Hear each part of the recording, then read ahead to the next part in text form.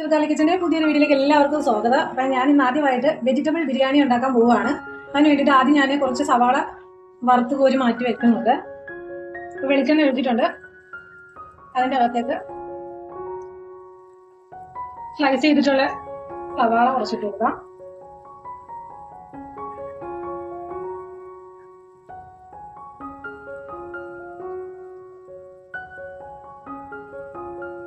കുറച്ച് ഉപ്പിട്ട് കൊടുക്കാം.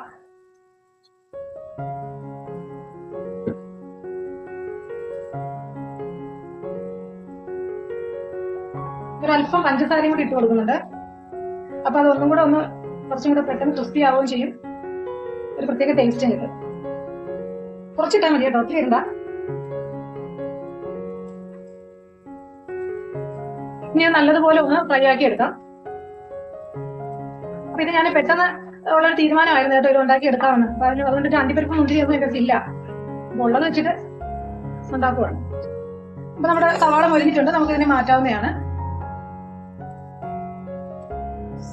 വീണ്ടും അതേ എണ്ണയിൽ തന്നെ കുറച്ചും കൂടെ ഞാൻ എണ്ണ ഒഴിച്ചു കൊടുക്കുന്നുണ്ട്. എന്നതിന് ശേഷം അതിൻ്റെ അത് 2 പട്ട, ഒരു 2-3 ഗ്രാമ്പൂ ഇട്ട് കൊടുക്കുന്നുണ്ട്. ഒരു ബേ ലീഫ് ഇട്ട് കൊടുക്കുന്നുണ്ട്.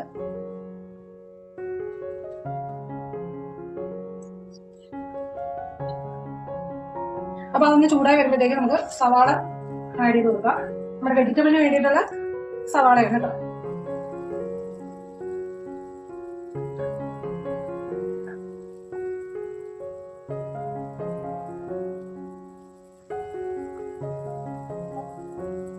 പിന്നെ ഒന്ന് വഴറ്റിയെടുക്കാം.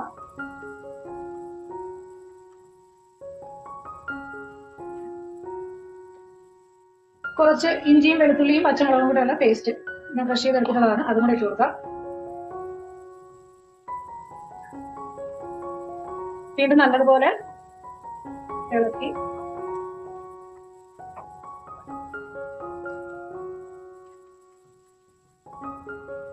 ഇനി നമുക്ക് ഒരു ടൊമാറ്റോ ഇട്ട് കൊടുക്കാം.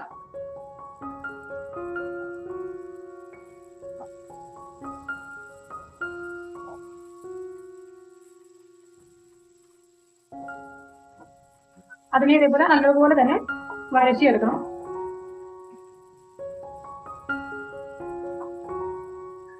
അപ്പൊ നമ്മുടെ തക്കാളിയും സവാളയും ഇഞ്ചിയും വെളുത്തുള്ളിയും എല്ലാം കറക്റ്റ് ഇതായിട്ടുണ്ട്. ഇനി നമുക്ക് പൊടി ഇട്ട് കൊടുക്കാം.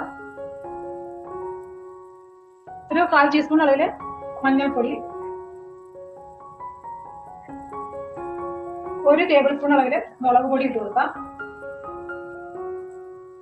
അത്രയും തന്നെ മല്ലിപ്പൊടി ഇട്ട് കൊടുത്തിട്ടുണ്ട്.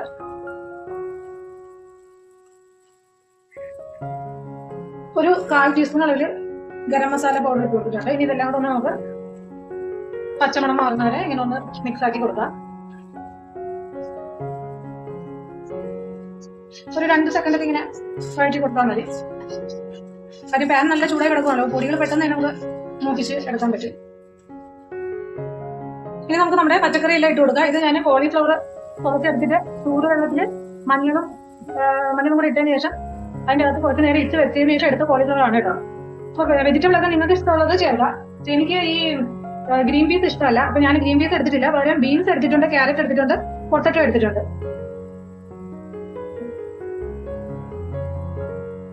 അപ്പൊ അതെല്ലാം കൂടെ ഒന്ന് ആദ്യം ഒന്ന് ഇളക്കി കൊടുക്കാം.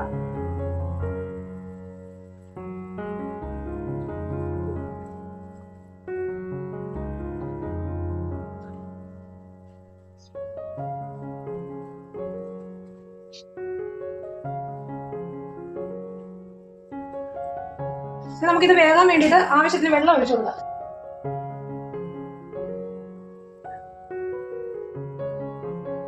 ഞാനൊരു 3/4 കപ്പ് അളവില് വെള്ളം ഒഴിച്ചു കൊടുത്തിട്ടുണ്ട്. കുറച്ച് ഉപ്പും കൂടെ വേണമെങ്കിൽ ആഡ് ചെയ്യാം കേട്ടോ.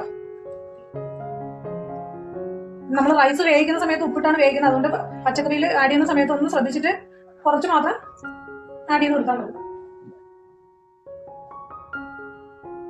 ഇപ്പൊ ഞാൻ ഒന്ന് മൂടി വെച്ചിട്ടുണ്ട്. അപ്പൊ ഒന്ന് പെട്ടെന്ന് വെന്ത് കിട്ടുമല്ലോ, അതിന് വേണ്ടിയിട്ട് മൂടി വെച്ച് നമുക്കൊന്ന് വേവിച്ചെടുക്കാം. അപ്പൊ നമ്മുടെ പച്ചക്കറി നല്ലപോലെ വെന്തിട്ടുണ്ട്. വെള്ളമെല്ലാം ഒരുവിധം വറ്റി നല്ല വെന്തിട്ടുണ്ട് കേട്ടോ. ഇനി നമുക്ക് സ്റ്റവ് ഓഫ് ചെയ്യാം. എന്നിട്ട് റൈസിന്റെ പരിപാടി നോക്കാം. ഇത് ഞാൻ മാറ്റി വെക്കുവാണേ സ്റ്റവ് ഓഫ് ചെയ്തതിനു ശേഷം. ഇതിപ്പോൾ അരി വേവിക്കാൻ വേണ്ടിയിട്ട് ഉള്ള വെള്ളമാണ്. 2 കപ്പ് അരിയാണ് ഞാൻ ബസ്മതി റൈസാണ് എടുത്തിട്ടുള്ളത്. അതിനൊരു 10 മിനിറ്റ് കുതിരാൻ വെച്ചിട്ടുണ്ടായിരുന്നു. എന്നിട്ട്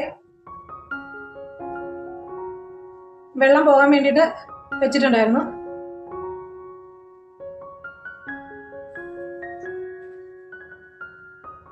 അപ്പൊ ഇനി വെള്ളം നല്ലതുപോലെ തിളച്ച് വരുമ്പോഴത്തേക്ക് നമുക്ക് അരി ഇതിന്റെ അകത്തേക്ക് ഇട്ട് കൊടുക്കാവുന്നതാണ്. ഇപ്പൊ ഇതിന്റെ അകത്ത് ഞാൻ 2 പീസ് നാരങ്ങയും പിന്നെ എന്താണ് കറുകപ്പട്ടയും ഗ്രാമ്പു കുറച്ച് ജീരകം ഇത്രയാണ് ഇട്ട് കൊടുത്തിട്ടുണ്ട്.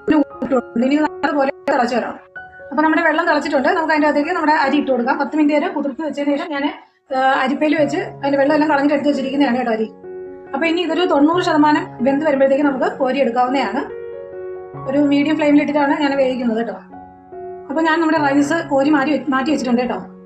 ഒരു കുക്കറാണ് ഞാൻ വെച്ചിട്ടുള്ളത്. നിങ്ങൾക്ക് വലിയ പാത്രം ഉണ്ടെന്നുണ്ടെങ്കിൽ അത് വെച്ച് കൊടുക്കാവുന്നതാണ്. അപ്പൊ കുക്കർ ഒന്ന് ചൂടായി വരട്ടെ. അപ്പൊ കുക്കർ ചൂടായി വന്നിട്ടുണ്ട്. ഇനി നമുക്ക് നെയ്യ് ഒഴിച്ചു കൊടുക്കാം. അപ്പൊ ഇത്രയും നേരം നമ്മൾ നെയ്യ് ഒഴിച്ചിട്ടുണ്ടായില്ല. 2 ടീസ്പൂൺ അളവിലാണ് നെയ്യ് ഞാൻ ഒഴിച്ചു കൊടുക്കുന്നത്.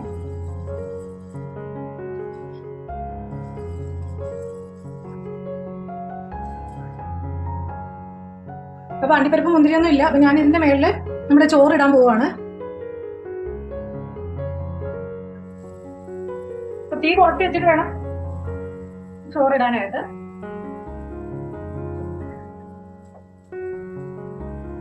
അപ്പൊ ഒരു ഫസ്റ്റ് ലെയറായിട്ട് നമ്മൾ റൈസ് ഇട്ട് കൊടുക്കാം.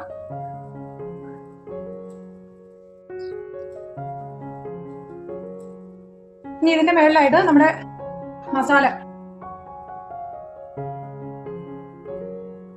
ഫുള്ളും ഇതിന്റെ അകത്തേക്ക് ഇട്ട് കൊടുക്കാവുന്നതാണ്.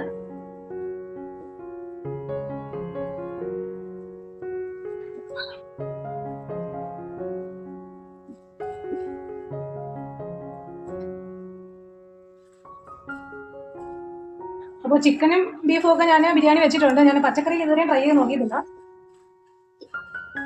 അപ്പൊ നോക്കട്ടെ എങ്ങനെ ഉണ്ടാവും. നമ്മുടെ രണ്ടാമത്തെ ലെയറായിട്ട് പച്ചക്കറി കൊടുത്തിട്ടുണ്ട്. ഇനി നമുക്ക് ഇതിന്റെ മേളിൽ നമ്മുടെ റൈസ് പിന്നെ ഇട്ട് കൊടുക്കാം.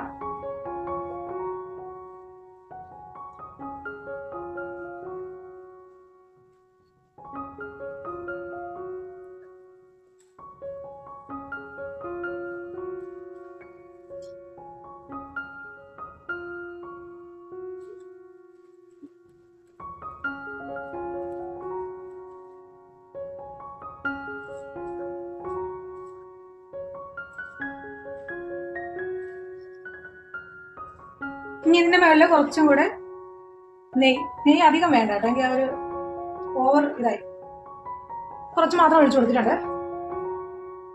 ഇനി ഇതിന്റെ മുകളിലായിട്ട് മല്ലിയിലയും പുതിനയിലയും കൂടെ ഇട്ട് കൊടുക്കാവുന്നതാണ്. ലോ ഫ്ലെയിമിലാണ്, തീ കൂട്ടി വെക്കരുത്. ഇനി ഏറ്റവും മുകളിലായിട്ട് നമ്മുടെ സവാള നമ്മൾ ഫ്രൈ ആക്കി വെച്ചിട്ടുണ്ടായിരുന്നു, അതും കൂടെ ഇട്ട് കൊടുക്കാം. ഈ സവാള നല്ല ടേസ്റ്റ് ആണ് കേട്ടോ. പഞ്ചസാരയും കൂടെ ഇട്ടത് കാരണം അടിപൊളി ടേസ്റ്റ് ആണ്. ഇനി കുറച്ച് സമയം, ഒരു 5 മിനിറ്റ്, ഒരു 10 മിനിറ്റെങ്കിലും നമ്മൾ ഇതിനെ മൂടി വെച്ചിട്ട് ഒന്നും കൂടെ ഒന്ന് വേവിച്ചെടുക്കാൻ പോകാം. അപ്പൊ വെയിറ്റ് ഒന്നും ഇടാണ്ടാണ് ഞാൻ മൂടി വെച്ചിട്ടുള്ളത്. ഒരു 5-10 മിനിറ്റ് കേട്ടോ, ലോ ഫ്ലെയിമിൽ. അതല്ലെങ്കിൽ നോൺ സ്റ്റിക്കിന്റെ തവയുണ്ടല്ലോ, അതെന്തെങ്കിലും അടിയിൽ വെച്ചിട്ട് അത് നല്ലവണ്ണം ചൂടാക്കിയിട്ട് അതിന്റെ മേളിൽ നിങ്ങൾ ഇതുണ്ടാക്കുന്ന പാത്രം വെച്ചിരുന്നാലും മതിയാവും. ഓക്കെ, അപ്പൊ നമ്മുടെ അടിപൊളി ബിരിയാണി ഇവിടെ റെഡി ആയിട്ടുണ്ട് കണ്ടോ. അപ്പൊ നല്ല ടേസ്റ്റ് ആയിരിക്കും. ഞാൻ ടേസ്റ്റ് ചെയ്ത് നോക്കിയിട്ടില്ല, ഒന്ന് ടേസ്റ്റ് ചെയ്ത് നോക്കിയിട്ട് പറയാവേ. നമുക്കൊന്ന് ഇളക്കി യോജിപ്പിച്ചു കൊടുക്കാം. കണ്ടോ, ചോറൊന്നും ഓവറായിട്ട് വെന്ത് കുഴഞ്ഞൊന്നും പോയിട്ടില്ല. അപ്പൊ വെജിറ്റബിൾ ഒക്കെ നിങ്ങൾക്ക് ഇഷ്ടമുള്ള വെജിറ്റബിൾസ് ആഡ് ചെയ്യാം. എനിക്ക് ഗ്രീൻ പീസ് ഇഷ്ടമില്ലാത്തത് കൊണ്ടിട്ട് ഞാൻ ആഡ് ചെയ്തിട്ടില്ല.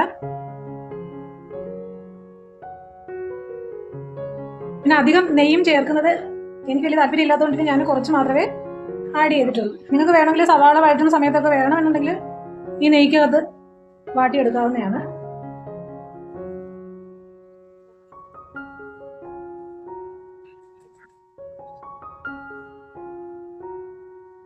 കുറച്ച് ഞാനൊന്ന് ടേസ്റ്റ് ചെയ്ത് നോക്കുന്നുണ്ട്, ചൂടുണ്ട്.